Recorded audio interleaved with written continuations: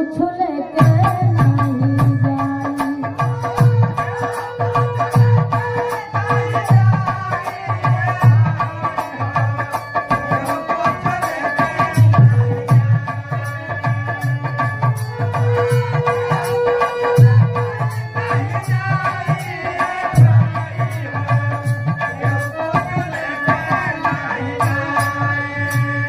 पाप अउरी पुण्य के दूगो बरहिया जे बनी जे कर मुसाफिर ए भाई, जे बनी जे कर मुसाफिर।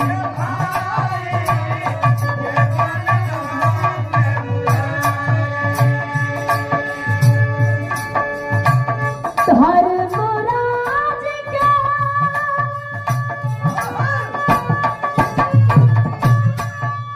आरे धर्म लटावर लेकी बदी तौलाई रे भाई हो, केहू कुछ लेके नहीं जाई, केहू कुछ लेके नहीं जाई रे भाई हो।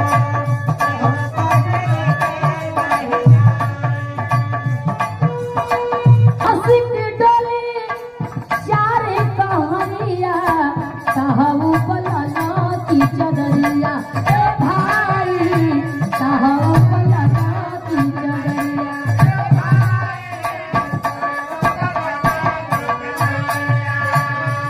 अरे चार कहानिया उहे बांस की डोली। ए गुरुजी वहाँ कोनो भेदभाव नहीं थे, वहाँ कोनो जात पात ना हो, जेके जाए के बा ओके बसवे पे जाए के बा, यही से कहल गई। चार कहरिया और बांस कटोली आता हूँ पर लला की चदरिया। सोना जैसा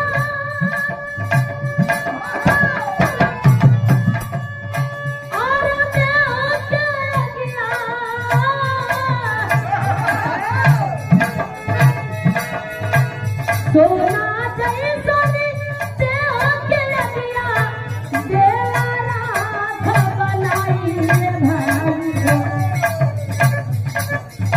अरे केहू कुछ लेके नहीं जाई, केहू कुछ लेके नहीं जाई रे भाई हो।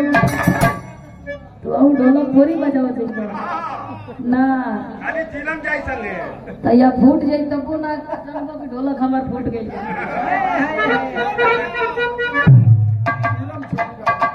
और पूज्य चाचा श्री की ओर से सादर पुरस्कार साधुवाद। जय भीम। अरे केहू कुछ लेके नहीं जाई ए भाई हो, केहू कुछ लेके